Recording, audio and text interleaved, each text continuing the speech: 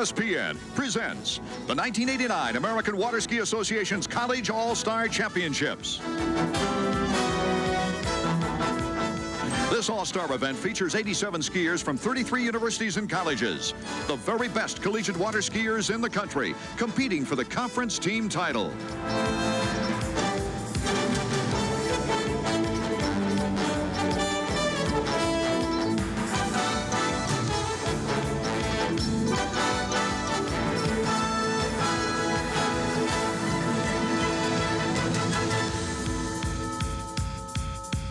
Welcome to Duck Hill, Mississippi for the 8th Annual Collegiate All Stars Tournament. Hello, everybody. I'm Art Eckman, and working with me is Dave Menzel, former U.S. team coach and national record holder, as well as national champion. And Dave, we've got individual stars looking for all-star status in this tournament, but it is not really that type of a tournament. It's an all-star conference type format. That's right, Art. The Collegiate Association has divided the country into 6 conferences. So what we really have here is a battle of the conferences. We have skiers from the traditional powerhouses of Florida and California, and also from the South Central region. Northeast Louisiana University has skiers here, and they're 9 times national champion. From the Midwest, the Buckeyes and Spartans have skiers here, and from the East, Dartmouth. Dave, many of the big names in water skiing have come through the collegiate ranks. They've been able to train while getting a college education. That's right, and all you have to do is look through the list of collegiate record holders to see the names of Corey Pikas, Mike Morgan, Helena Schellander, and Kim Laskoff. And of course, in this event, we have 2 world-class skiers competing in Tawn and Britt Larson. Now, even though it's kind of clear right now, we've got rain on the way, and this could be a damaging factor for especially some of the younger skiers. The chilly temperatures and the rain could be a big factor because staying warm on the dock and well-focused in the water will be the key. But these collegians have a lot of spirit, a lot of heart, and we're looking for good performances anyway. We'll be right back with all that exciting action right after this.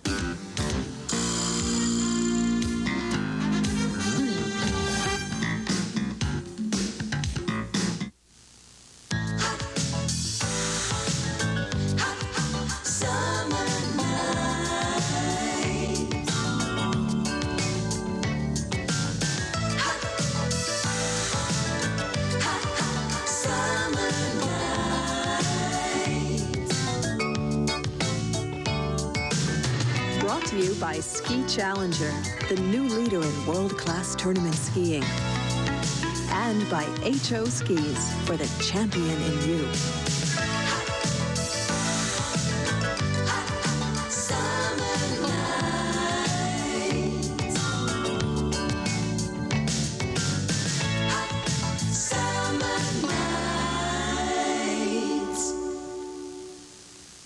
Now for the women's slalom competition.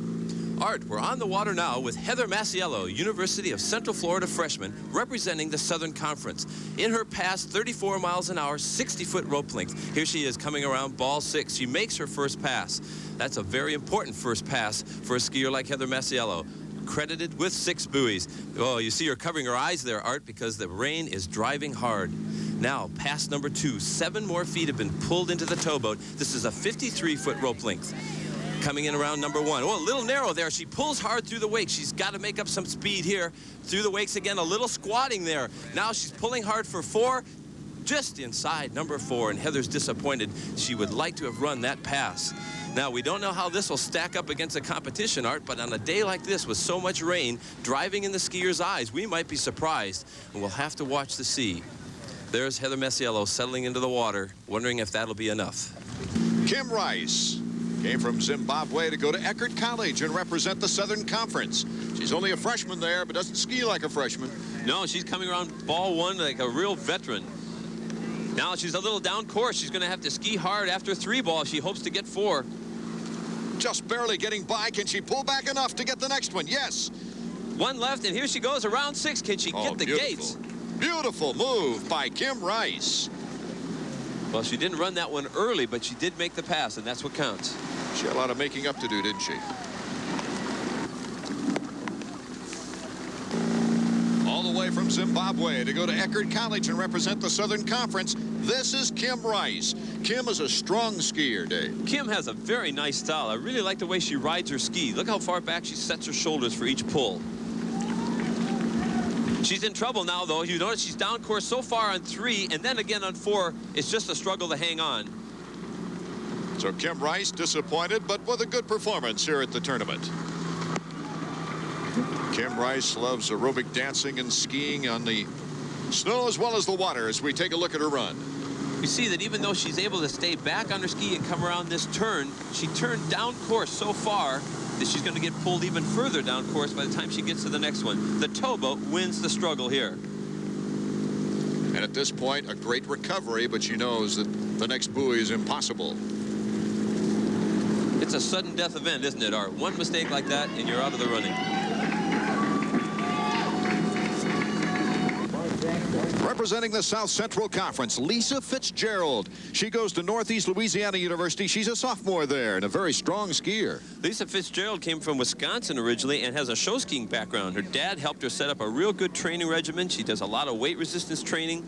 Here she is skiing in the course, and you'll watch her use those shoulders, get back for a strong pull, but can't hang on, tumbling in around ball 5. Looked like a great lean there for a while, but she just couldn't recover in time. Oh, I'm sure Lisa's disappointed because she could run that pass. Really, because she was hoping to be a contender for the overall honors in this tournament. You could see how far her shoulders were forward, though, coming in that buoy, and it's so tough to recover. Even though she could hang on, as long as she did, there's no getting to the next buoy. Okay, look at this beautiful reach. She's patient, waits for the ski, but right behind the boat, she's going to break. There it is, and that's the sign of trouble. Well, she hangs on for as long as she can right here, of course, but it's too much pull as the boat tightens up on that rope, and Lisa has to let go. Interesting comment here, Art, is that even a skier as strong as Lisa, once she's broken at the waist, loses position. The slalom battle is won by the boat at that point. A senior out of the University of Alabama, Kim Ray Cooper. She's from New Hope, Alabama, and certainly hopes that she can take over the top place, which Kim Rice and Lisa Fitzgerald hold on to right now. She does such a good job of turning her head at the end of each turn of the ball. Watch her head. It comes right around, and that helps establish the angle. Gains a good perspective when you have a good sight line, and Kim Ray Cooper makes it look easy. Oh, I really like the way she does that. That's going to help her in the next pass or two. After making it look easy at slower speeds, the senior from the University of Alabama, Kim Ray Cooper, is now up to top speed and is hoping for the best. On the 60-foot tow line, she's really accelerating back and forth behind the boat. She turns her head well here. She's going to be on her way, but no, she lost her angle from 3 ball to 4 and wasn't able to make the turn. She had good style, though, and has probably some good future in water skiing. She just needs, I think, some more coaching, and she's going to go far because she has a lot of nice characteristics in her skiing style. Good technique. The results for the women's slalom now. Kim Rice and Lisa Fitzgerald tying for first, and the Southern Conference racking up some points. Kim Rice taking that first place, and the third place finisher also from the Southern Conference. Then it's Cooper, Gennady, and Lori Anderson rounding out the top 6. Let's go to Dave now with the winners. I have the women co-winners from this morning's slalom event. Lisa Fitzgerald, let me ask you, you skied in a driving rain, and it certainly was tough to come through with a maximum performance. It was tough, but I did the best I could to support my region, and that's all I was looking for. So, in other words, to get the best score for your region is what counts in intercollegiate skiing. Yes, it does. It's a team event, and we all try to support our teams. Kim, you weren't able to turn in your personal best. Like Lisa, you had to settle for something less. Did the rain affect your score? Yes, it did, but considering the conditions, I think it was not too bad. All right, I think you both did very well under the conditions, and we're proud to see you out there in the water. Our two women co-winners. With the women's slalom concluded, let's check the standings now for the conferences. The Southern Conference ahead. South Central is next with the Western Conference in 3rd spot, followed by South Atlantic, Midwest, and Eastern. Action continues from the AWSA Collegiate All Star Championships when we return. This is the look, Mastercraft. This is the style. All over America, Waterski lovers are going wild. The power to pull, the power to run. Nothing but pure skiing fun. Mastercraft. Nothing else even comes close. The strength and rhythmic action of the men's slalom. Up in the water right now, the co-favorite in the slalom, Jason Paredes, representing the Western Conference out of San Mateo, California. He goes to Cal State at Sacramento. Jason has come off the dock with the most aggressive start of anyone. 47-foot rope length. That's the shortest rope so far. Making things look easy. A little bit late, but pulls back. He's got good strength in pulling back out of the buoy. He's a very stylish skier, and he runs that pass nicely. So he automatically takes the lead now at the shortest rope length on the start. Automatically into first place with one pass. Jason Paredes. Jason Paredes, a skier at the World University Games, part of that great team that went over to Bulgaria last March. This is the 43-foot rope length, and Jason has to go to work now. This is a tough pass. A little bit late, but he still digs in that time, pulls back. Nice recovery. Here he is around 5 ball. Watch him lean back for acceleration. Here's a big one. Makes it through the gates. Great run for Jason Paredes. He's such a stylish skier, and he's fired up about running that pass here.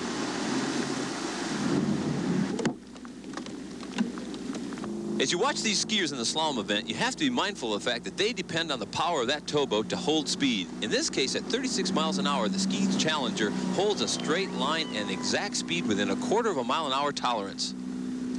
The rain's starting to pick up now for this young man from Sacramento, Jason Paredes. He's got some real pressure-packed things now. He's playing a few mind games with that short rope start. 40-foot rope, and he manages only 2 buoys. Is that enough to really challenge and press Justin Anderson, who will be coming up a little later? Jason Paredes set the standard, and now it's Justin Anderson's turn from the Southern Conference. He's the co-favorite here from Orlando, Florida. He goes to the University of Central Florida, where he's a junior. Justin Anderson took a more conservative approach and has started with the 53-foot rope length, hoping to establish his rhythm. And look what's happened. He's gone down around number 4. Big disappointment. Maybe the mind games of Paredes helped out and starting with such a short rope, but let's check and see. Justin looks very good coming into this ball. You notice his hips are forward, a nice reach.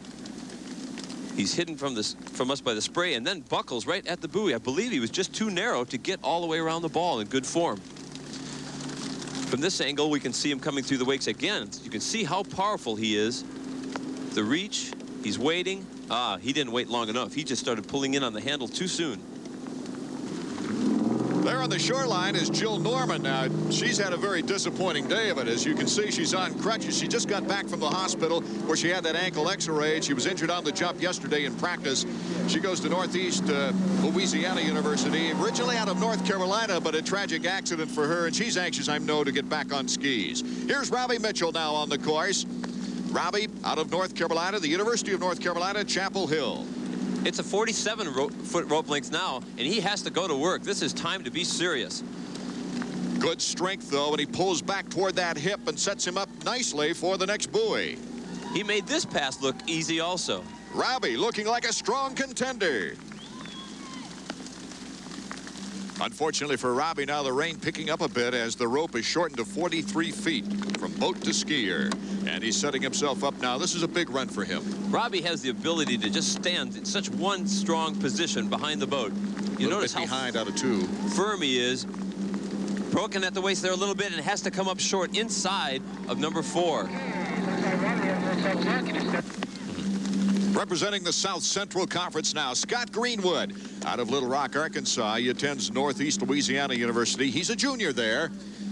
I'm really impressed with the way Scott keeps his handle so low down by his hips during the acceleration. Unusual style. Looks dangerous to me. It might catch it. No, it really helps him get great leverage against the boat. Scott making it look easy. Pulls back toward the hip of that handle. He's in great shape. And the crowd on the beach is going wild. He's a favorite with them, that's for sure. An overall contender here at the championships. This is the big run if Scott Greenwood wants to challenge for the slalom championship. This junior has had good form. Slips through the gates nicely now, and ooh, he almost lost it right there. Here he comes up on his round turn. He's going to have to pull back. Ooh, Art, he got pulled up out of his lean coming out of the 4th buoy, and he had to ski inside number 5. So with a score of 4, I think he's in 2nd place right now. A good score for Scott Greenwood. The award placement now for the men's slalom. Let's take a look. Jason Paredes, 1st place. Scott Greenwood, 2nd. Robbie Mitchell, 3rd. Then it's Tate, Dad, and Flath. Davis Dockside now with our winner. Jason, I've watched you ski for a number of years, and you're a very strong, powerful skier, and you also seem to be able to keep your mind on your business. Now, there were some harsh elements out there in the rain and the wind. Is that what did in your competitors? What do you think? Yeah, due to the storm and the rain, the water level is raised up over 2 feet, and that caused the water to become rolly around the course, so it was hard to keep the ski tracking. Well, what did you do in order to keep your concentration? Because your score was excellent. Well, I maintained to keep my knees bent and take it easy around the turns, so and just pull behind the boat. Well, it worked well for you, and congratulations. Thanks. Let's check the conference standings now. After the men's slalom, it's the Western Conference on top, followed by the South Atlantic and the Southern in third position, then South Central, Midwest, and Eastern.